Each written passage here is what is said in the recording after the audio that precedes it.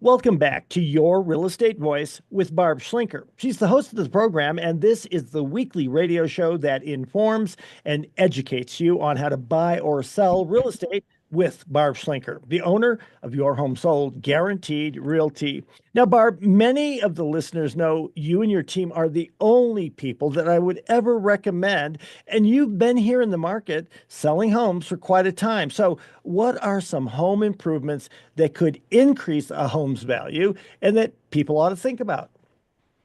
Well, I want to talk a little bit about what brings a house value in the first place.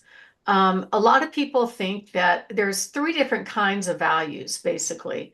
There's well, actually four, if you include the online opinions of value, which are called automated valuations or Zestimates or whatever you want to call them.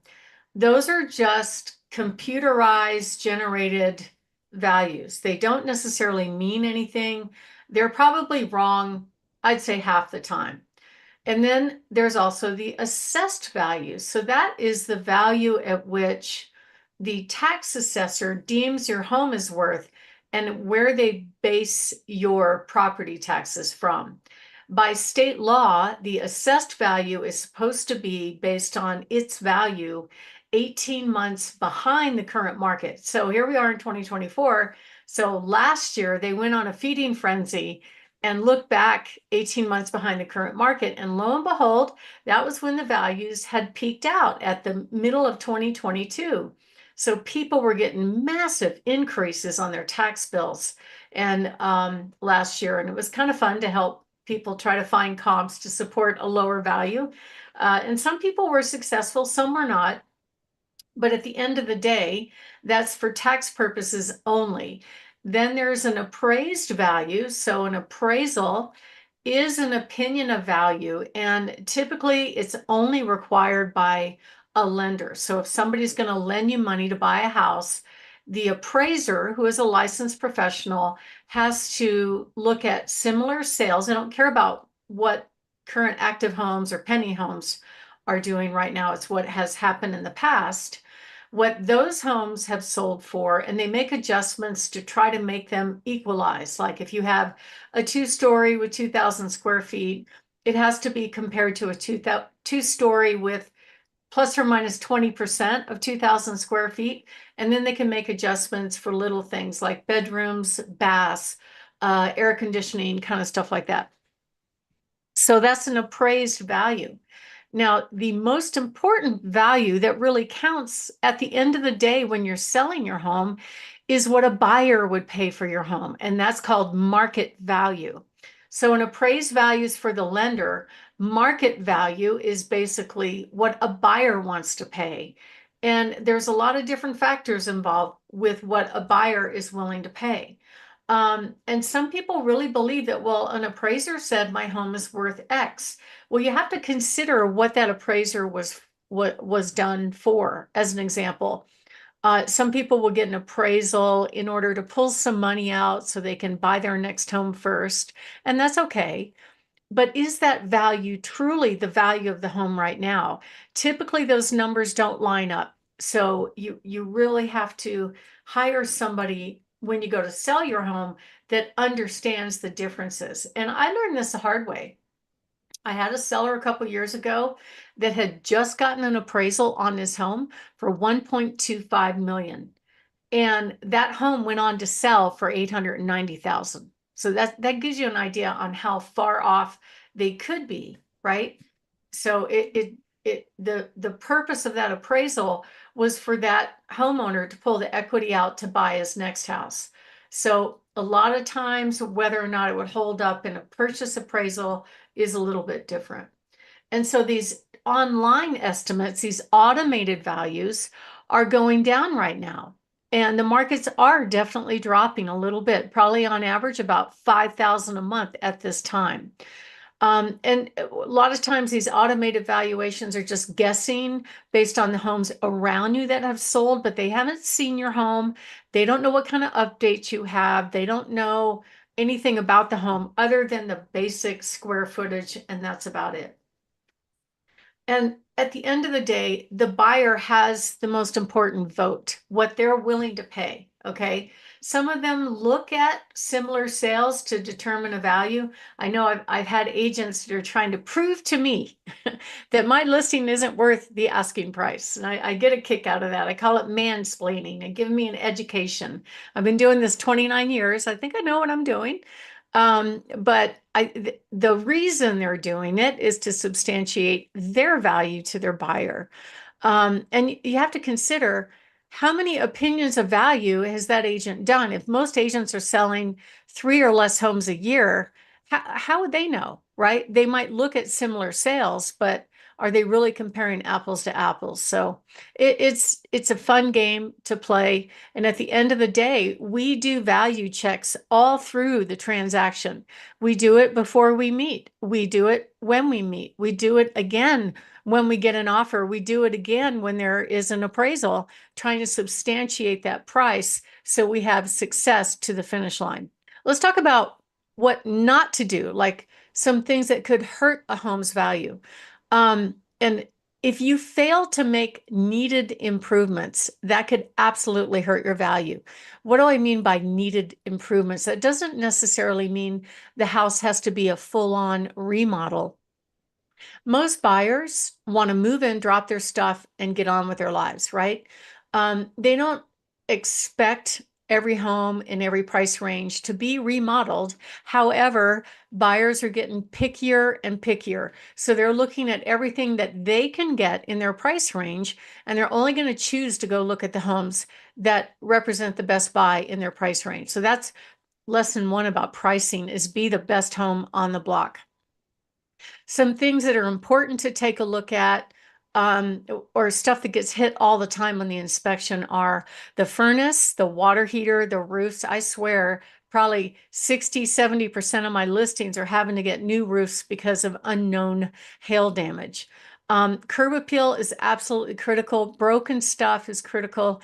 And for buyers, they love the cosmetic stuff. I mean, flooring, lighting, appliances, countertops, all those things will make them stroke a check and pay more money for a house.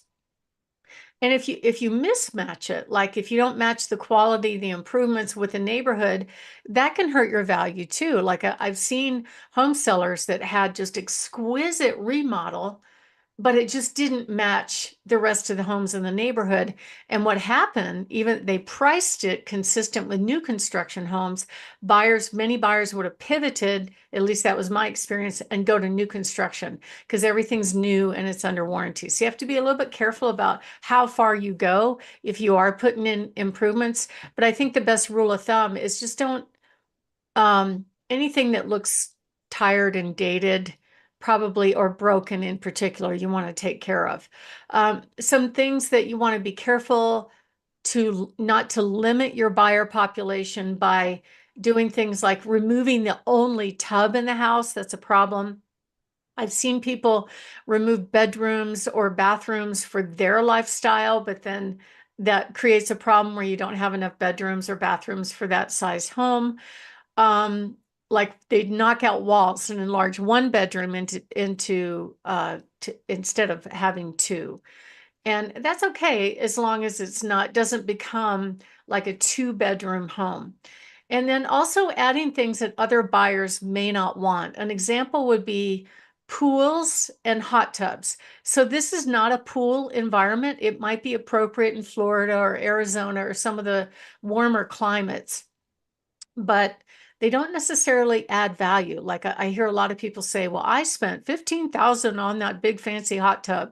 Guess what? The buyer will take it if you want to leave it, but they're not going to pay $15,000 extra for a hot tub. I had one exception to that, but that was when the market was red hot and they had spent $35,000 on a swim spa in their backyard, and they did get that money for it, which was amazing. But that was right when the market was starting to shift, and that could have had something to do with it.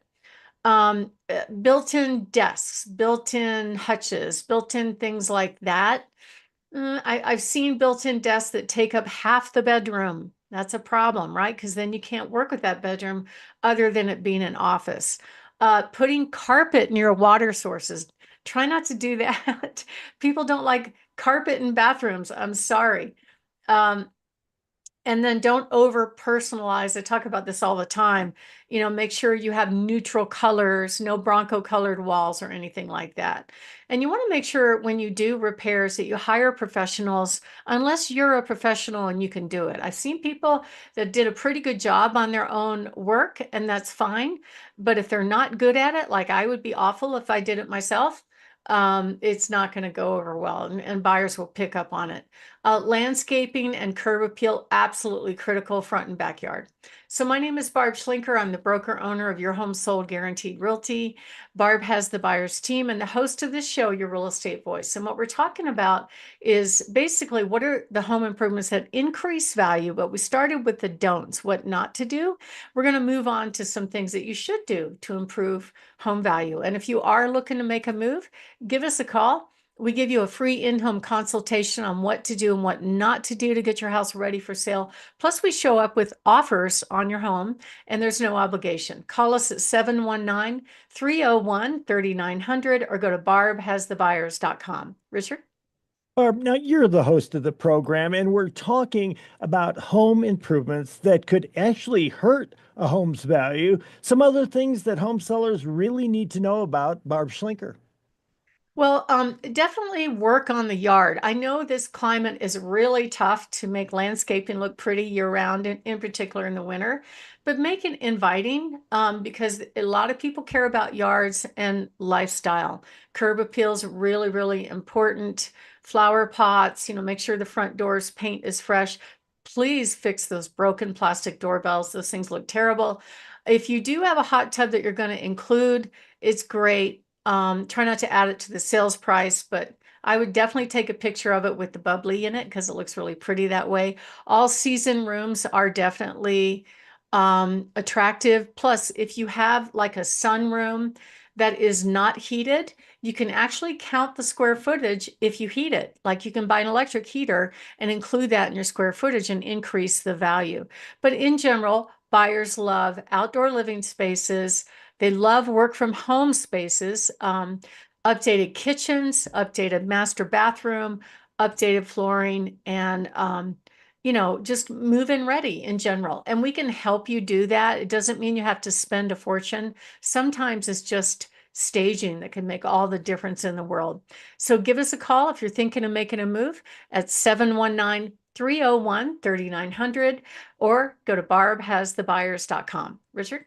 You're listening to Your Real Estate Voice with Barb Schlinker of Your Home Sold Guaranteed Realty. And if you are thinking of making a move, call Barb and her team at 719-301-3900 or visit barbhasthebuyers.com. We'll take a short break. When we come back, we're going to be talking about which questions home sellers need to ask agents before signing an agreement to sell. You don't want to miss that.